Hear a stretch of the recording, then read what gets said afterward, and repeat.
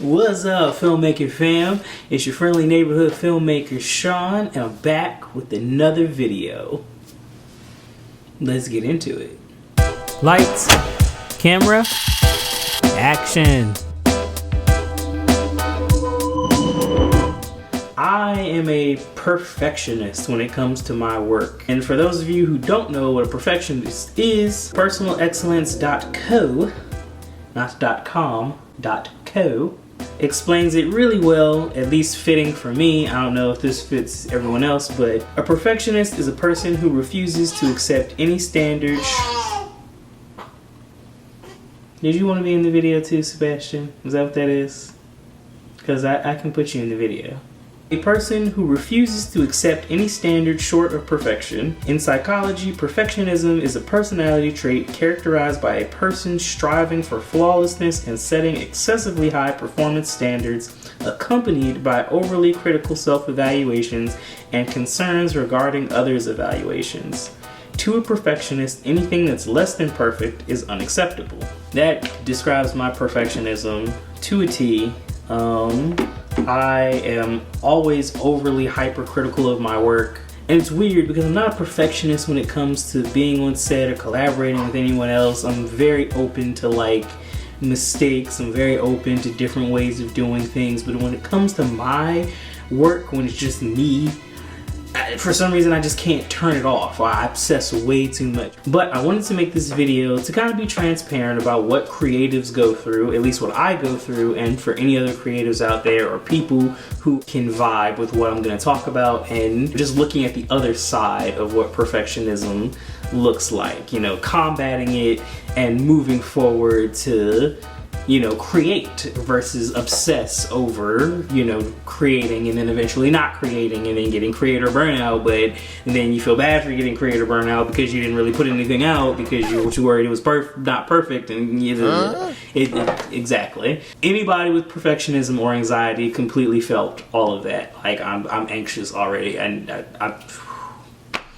So here are 5 big ways that anxiety has kind of messed with my career. One way is just poor engagement.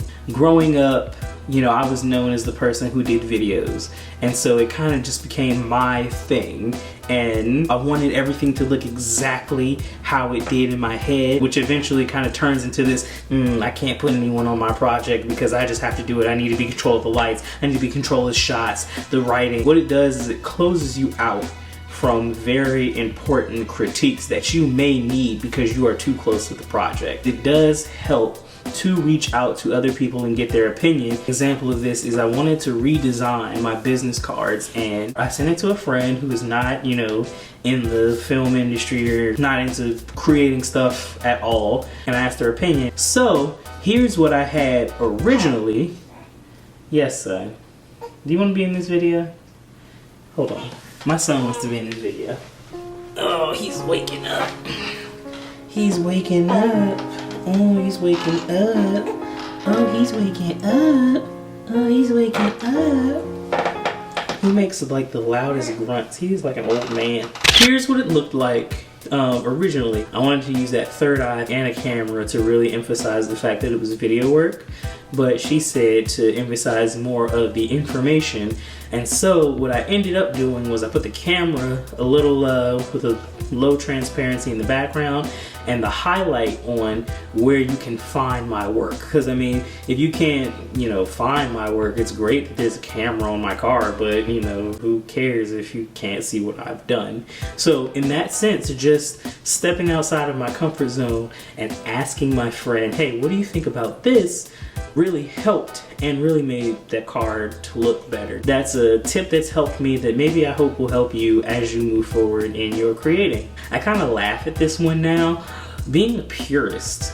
When I was taking photos, I had this issue of not wanting to edit my photos. I think I was hiding behind the fact that Photoshop intimidated me. So I was just like, oh no. I want to only take pictures of what the eye truly sees when, the color science of the camera, the lens, there's so many different things that changes what the actual picture looks like. I think I was just kind of scared to admit. Oh god, Photoshop, I don't know what to do. Oh my Yeah, I was a bit of a purist in that way, an old fuddy-duddy, because I was just like, oh, everyone photoshops, everyone does this, but who really captures like those boom moments straight in the camera? Bow, I caught that. I don't have to touch it up. I don't need to drop the shadows or boost the highlights. I don't need to do any of that. It's perfect how it is. I really didn't have a vision. I really was just kind of being lazy without, admitting that I was being lazy. After I started watching Peter McKinnon and Pix Imperfect too, and just looking at how you can enhance just the little things and play around with some stuff to make your picture more dynamic and capture more of a mood, I realized, oh, this isn't cheating, it's just a tool to help me emphasize and enhance what is already there, or just play around and storytell. There's nothing wrong with telling a story as long as you go in with the idea of, you know what, this is what I want to go for, and I want to play around with it a little like this. I took a really dope picture of a baby a long time ago, and I said, okay, well, what would I do to enhance this picture? I decided just to change the color of his eyes. I just thought it was kind of cool, and then, I wrote a cool little story-like caption underneath it. As the nanny sat him down for what she knew would only be a few minutes, she herself planned to plop upon the nearest bench horizontally to restore a fraction of the energy zapped from her by the antics of her favorite kid. She turned around, only for a moment, to wipe the leaves and debris off the bench previously decorated by Fall's hand, and as she laid herself upon the seat, her eyes rose from what was meant to be a long, restful, and much anticipated blink to a heart-stopping, shock-inducing stare. Book me at www.highresolution.com, click the link in my bio, or send a DM. Hashtag baby photography. But it was just something I wanted to do differently and just boost the picture and have people kind of double take like, huh, not bad. Remember all that grunting that was happening in the beginning of the video? See how the grunting has stopped now that he is in Dad's arms? Like, this is it. This is the sauce. I wish I could hold myself like this. I want to know what is so great about this, son. Another one, and this is one of the biggest ones, if not the biggest one, creating competition where there is none.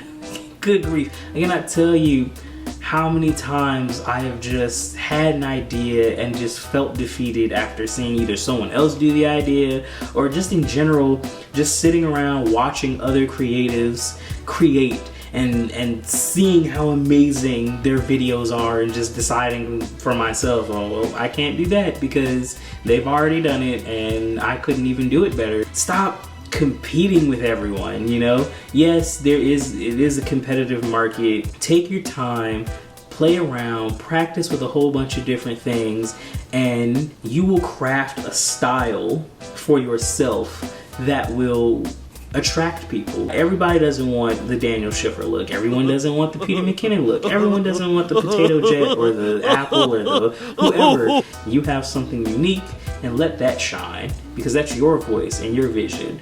And that's really what people will gravitate to when they hire you or when they just collaborate with you, is that unique voice and vision that you provide.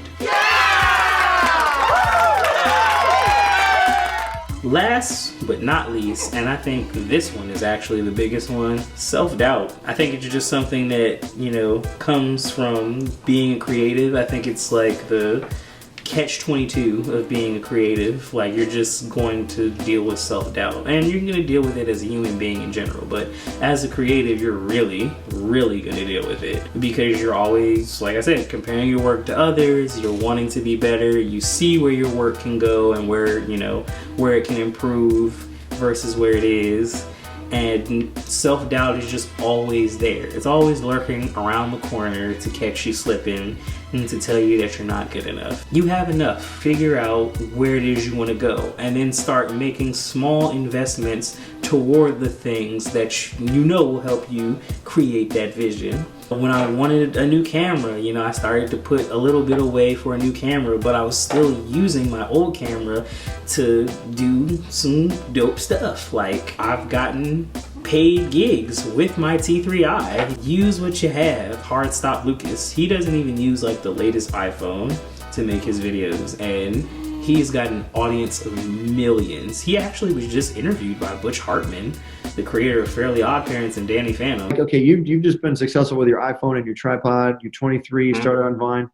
What's some things you want to say to the people out there that want to be as successful as you? What would you recommend? Definitely be consistent. And I know it's kind of hypocritical coming from me, seeing that I only post like once a month, but consistency is definitely key, because even if you think that you probably aren't going to make it, because I know I kind of had like a bit of doubts, but the consistency, you start posting more and you get more into it. You start finding yourself throughout these videos, and then eventually you may just find the thing that really takes you off. So that's one thing that is definitely critical in this industry. Yeah, because you're like pretty much a one-man crew when you're over 1 million. Gosh, you're almost to 2 million subs now, and it's like a lot of people have like a multi-person crew and they have all this fancy equipment, all this stuff, and you can do it either way. You really can, but like you're doing it in a very simple way. So you've landed on something that's really awesome. So, you know, I haven't even been interviewed by Butch Hartman yet. So, yet. That's the key word. We claim things. Put it into the air. Butch Hartman, if you're watching, hey, let's do some work together. Yeah. As we come to the close of this video, I hope you find that it resonated with your creative side, and that it aids you in your journey to eliminate perfectionism from your life and anxiety from your creative content. May you move forward in faith, knowing that every step you take, you are that much closer to your dreams, your visions, and your goals. This is your friendly neighborhood filmmaker, Sean, and I'll see you in the next video. And scene.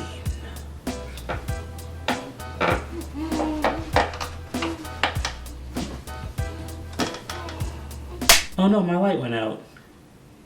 My light went out. That's crazy. Oh, my light went out. That's not fun. And then my battery's dying. But see, this is a part of the creative process. Your lights go out, your battery dies. And as we come to the close of this video, gently massage that like button, tickle that notification bell so you can stay updated when I post another video, and come along with me on this journey and watch it all in high resolution.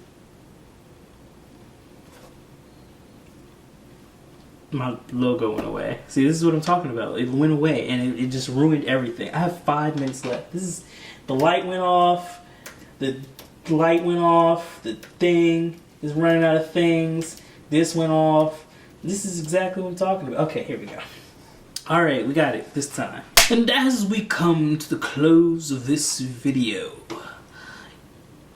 now I forgot what I was going to say. And as we come to the close of this video, it's the chair, you hear it? Yeah. And as we come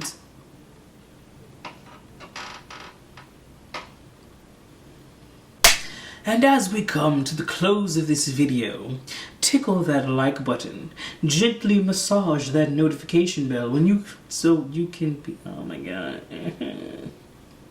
And as we come to the close of the chapters of the books that were never written, it's showing me that little slash with the battery. It's gonna go out any minute. Okay, I gotta get it right here. Here we go. And as we close the chapter on this video, just forget it. I'll see you in the next one. And as we come to a close with this video, gently massage your temples because you're frustrated. And as we come to the close of this video, gently massage that like button, tickle